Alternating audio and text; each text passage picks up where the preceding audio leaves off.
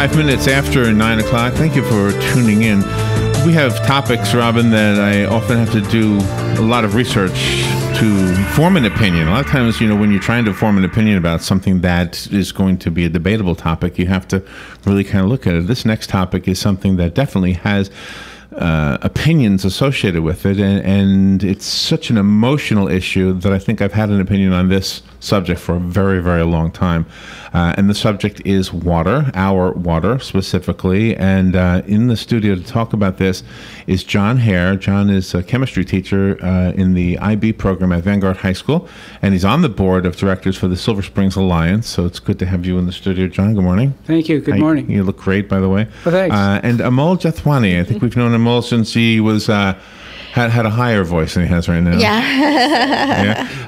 And we've grown into a handsome young man, too. Amol is an IB student at Vanguard High School, and I was kind of complimenting him off the air. His name has risen to the top all of his life. I remember hearing your name when you were very little. And you said you helped us out on the air doing something, giving out prizes or something? Oh, no, I won a couple, actually. Oh, you won some? Yes, sir. Well, that's helping us when you win. Yep. The Silver Springs Alliance Sacred Springs Public Forum is tomorrow. This is a forum during which you will hear, if you attend, about our water and the problems that it faces. And there are so many things you hear from. Well, we'll talk about it as we talk to John and Amol. And Amol, am I saying your name right? I'm yes, sir. Wondering if I got it right. Okay. John, Hare, and Amol Jethwani, nice to have both of you in the studio. Thank you for coming in. Thank you for helping us call attention to the Springs. Yeah, so tomorrow is the event. What time? It's from 6 to 9 p.m. at Center Point. At Center Point. That's a church, right? Yes, Center Point. Okay. Mm-hmm. Formerly a theater. I should have known. Yes, when I was a kid, I used to go there. Yeah. The Rocking Chair Theater. Is that what it's called? Well, that's what I remember it as that. I remember going out, and this is, forgive me, we have enough time to goof off a little bit. So. Sure. I remember going out to Los Angeles. Oh. I remember going out to see this Chinese theater, Grumman's or Mann's Chinese theater. The handprints, the footprints, everybody braid, you got to see this theater. Yeah. Okay, so there's handprints and cement. Okay, so we go in to see Star Wars, I think was the movie. 1977. So, okay. I said, we got a nicer theater in Ocala. Yeah. This is the thing everybody's bragging about? It's all about the stars on the sidewalk. It was all about I've been to that theater also. Have you been there? Yeah. So anyway, that's got nothing to do with anything. Do you know, a couple of years ago, I went to a lake in Rainbow Lakes Estates, Lake Bonneville is what it's called. It's in north of Denellen, if you're not familiar with the area. And I lived there for years. And somebody had told me it dried up, and I said, when you say dried up, what do you mean? It went to the end of the dock, I went out there, and it was dried up. Yeah. There was water, maybe like a puddle left, no larger than that little plaza out there. I am not exaggerating. Yeah. And the thing was probably a mile across or more at one point. I walked all the way, I videotaped it, and it was, like a puzzle. I mean, it was all cracked. It was like something you would see like on another planet. Mm-hmm. Right. Then I went to Tiger Lake, which is like a sister lake. Same story, but worse. Wow. Because it was small. And then you hear about these people pumping water now. Okay, so now we get on the radio. We're not scientists. I mean, you guys are more scientists than we are. And all I could say is, how come we're told to conserve water and you got these bottling companies sucking out all this water? Yeah. Okay, so that was one issue. Then you hear about this Adena Ranch wanting the cattle, and then you have people who know more about this than me saying that the cow poop. Oh, yeah. I'm a scientist, so I use the word poop. Yeah. Sure. So when it rains, it trickles the bad stuff into the water. And we then, the average person in Marion County who doesn't follow the directions on the fertilizers, we're a problem also. So it's not just one thing, is it? There's a mess of things happening. Yes, and you're telling my story because I haven't been here as long as you, but we came here in '89. I came from cattle country, Iowa, corn, grain, soybeans, cattle, farm country. And we've got a little 70 acres out near Fort McCoy that we purchased. We love the land out there, and we thought wrongly that maybe one day our daughters would come back here. None of them have. They're in Orlando, Tampa, etc. Although one is here. And I just love the water. You know, Florida without water, what would it be? Not even Phoenix. You know, it's so flat. Yeah, right. And so I just assumed, well, Silver Springs is a protected waterway, and you know, it's fed by the aquifer. It's 1,100 square miles, and it's been this, you know, magnificent, world-class clear spring all these, who knows how many millions of years. Yeah, right. And I got involved with doing projects on the environment through school.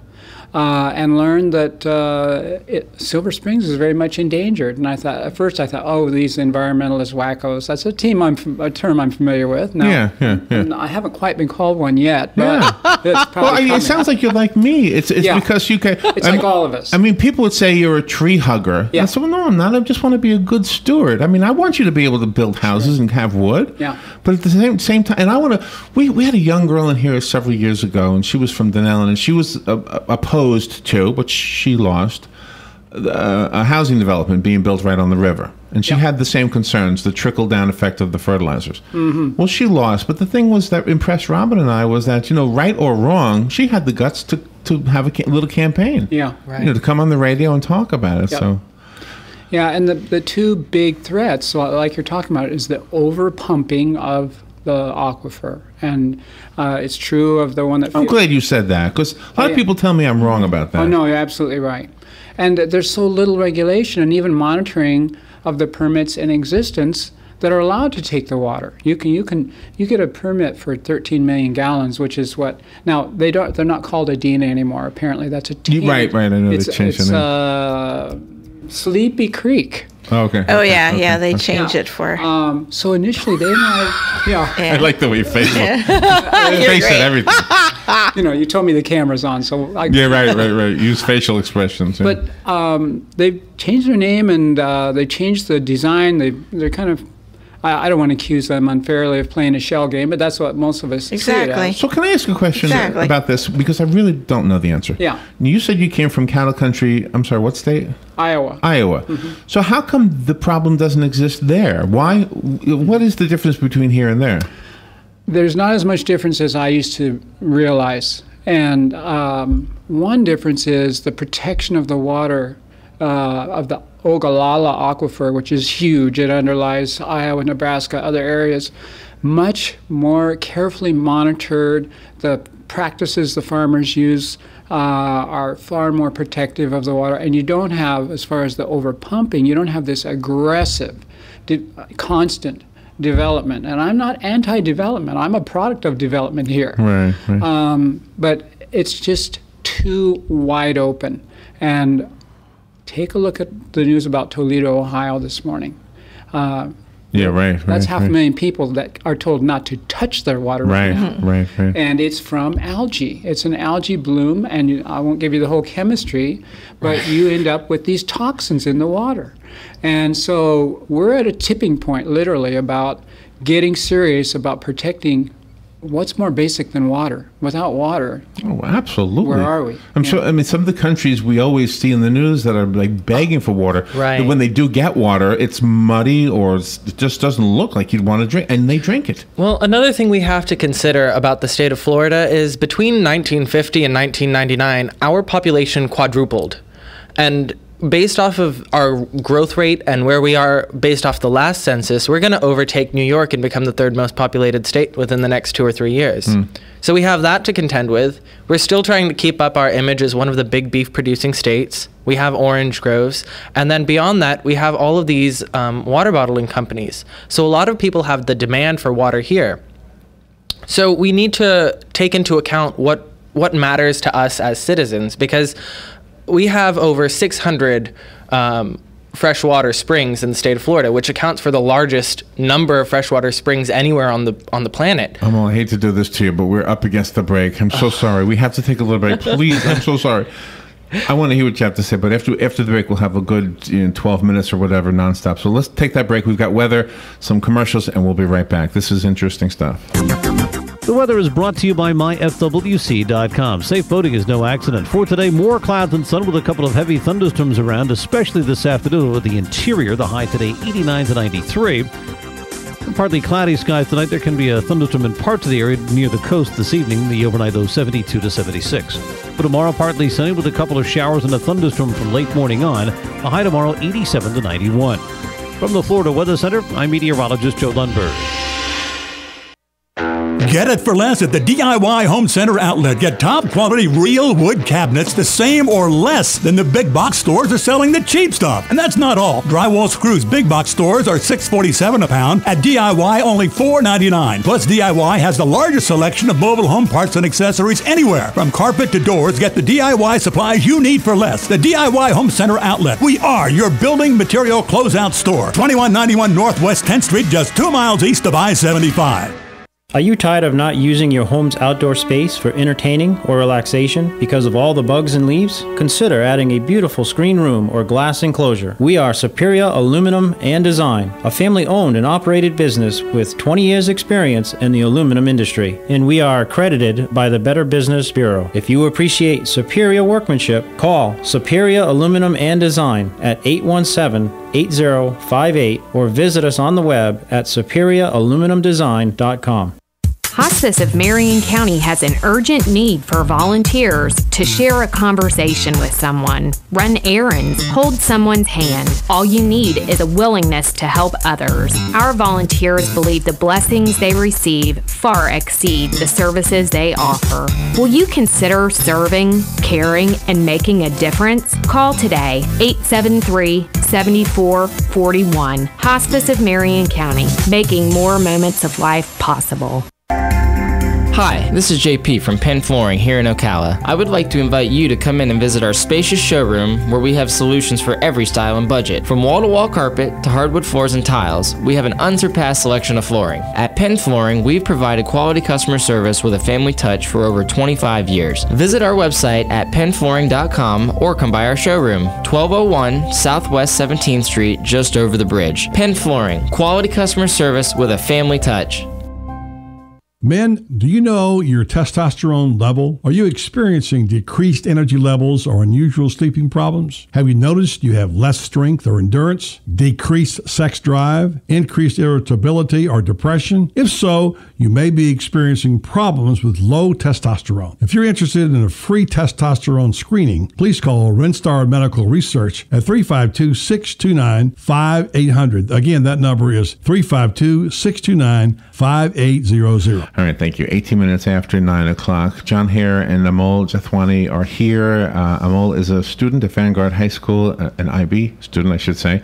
And John Hare is a chemistry teacher in the IB program at Vanguard High School. Tomorrow there's a program you can attend. It's free.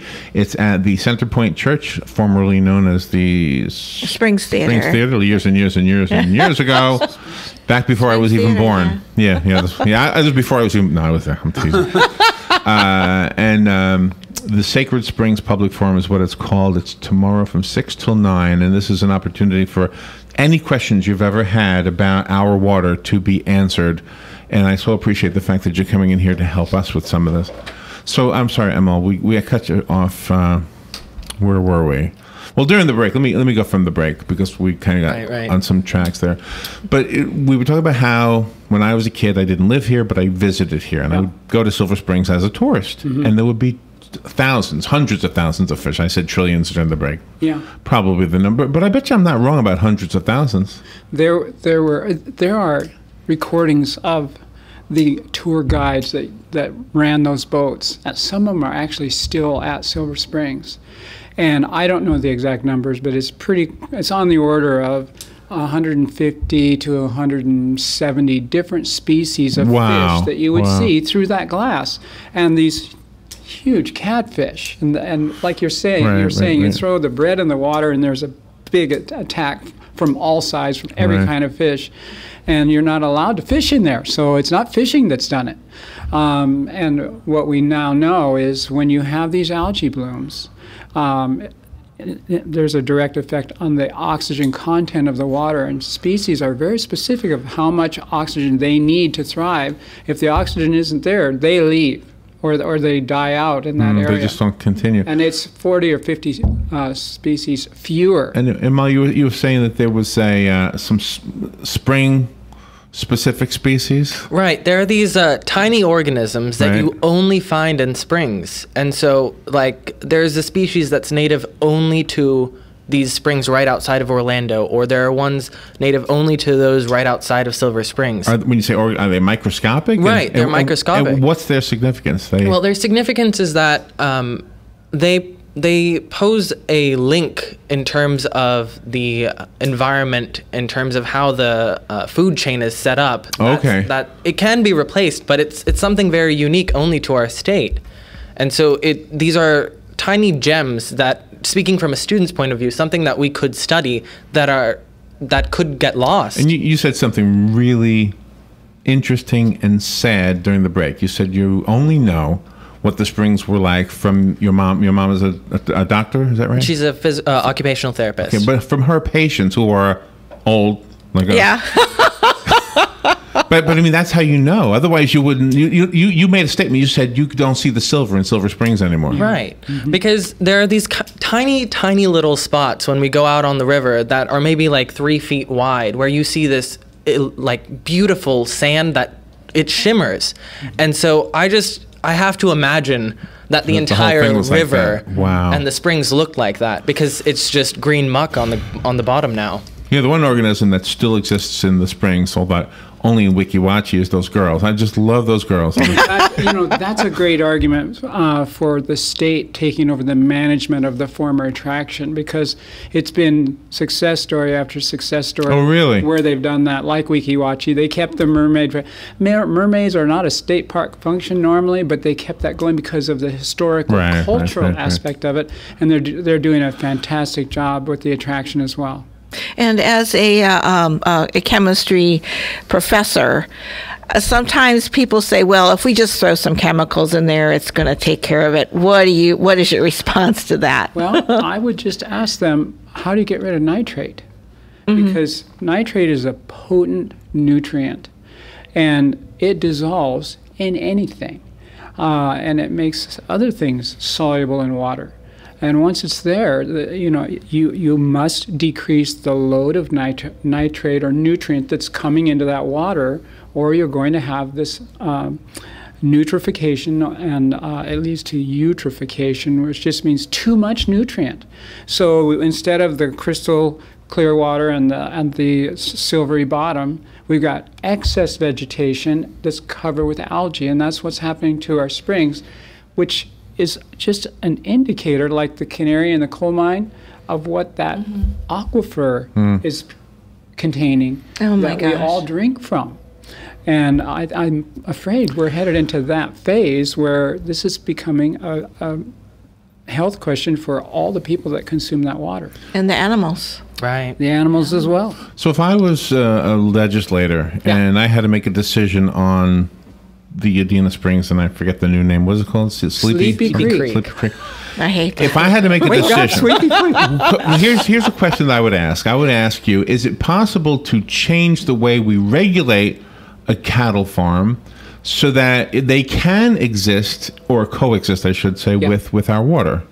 Yeah, of course it is, and other places do, and there are best practices, and it's a question of striking the balance between having reasonable development, a healthy agricultural commercial activity. We need food. We need to raise, but 29,000 head of cattle, 15 miles from the springs, should have been a big red light. Right. And so the location is part of the problem. Of course, because every cow, again, I had to come to Florida to learn this, even though I'm from Iowa, 70 pounds of manure a day on the ground per cow. Wow. And, manure's rich in nitrates. Yeah. So we need a balanced approach, and it's the water, it's the nutrient management, it's how much we're pumping out, it's all of these things combined. Now, I want to say one thing that I'm happy to stress to my students. This is very reversible, because this has only happened. It's only happened in 50 years. Thank God. I think it's reversible within our life. Am I part of the problem?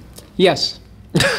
Okay, so that's what I want to know. So what can I do? Do you have a septic system at your home? No. I'm in city. All right. Whatever. One big problem. But I would. I mean, if I lived out. Most of us do. Yeah. And a well. And I do. the septic systems are not efficient enough at taking out nitrate. So we need to be, this is one of the regulations that we need to be checking the outflow of septic systems everywhere. And if it's excessive, there are things that can be done for them to process and remove the nitrate from waste more efficiently. That needs to be happening with every public utility, with all the water that we use. We need to stop pumping so much water. We need reasonable conservation and regulation of our water, and we will have enough water to meet all these needs. So why don't the county commissioners do all of this legwork before they approve something like this? I mean, how come they just, go real quick, approve it, and don't even bother to look into something? I don't want to accuse them of being insensitive to this, but county commissioners are all about what's going to bring economic growth to Ocala. And the environment is not the first thing that occurs to them. Some more so than others, but that's the problem. But is it fair to say that the aquifer, being as large as it is not simply the responsibility of our county commission or our county residents, but doesn't it go way up into Georgia? It goes beyond our state's responsibility, actually, because if we just talk about our topography, the aquifer reaches into Georgia, and then beyond that, you have other waterways mixing in, and so it's this one big connected system. So the reason we as students are starting here is because you have to start somewhere. Yeah, right. And one day maybe there will be national legislation coming from the Capitol that will provide for a way to protect all of our waterways to where we can enjoy them. We can save them for our grandchildren, and we can still have a profit from them, because there's no point saving waterways if people aren't thriving, because that's part of the whole American dream and everything. Because it sounds like with the population growth that even if we somehow convince all the water bottled, you've got bottled water right there. Am I part of the problem by buying bottled water, by the way?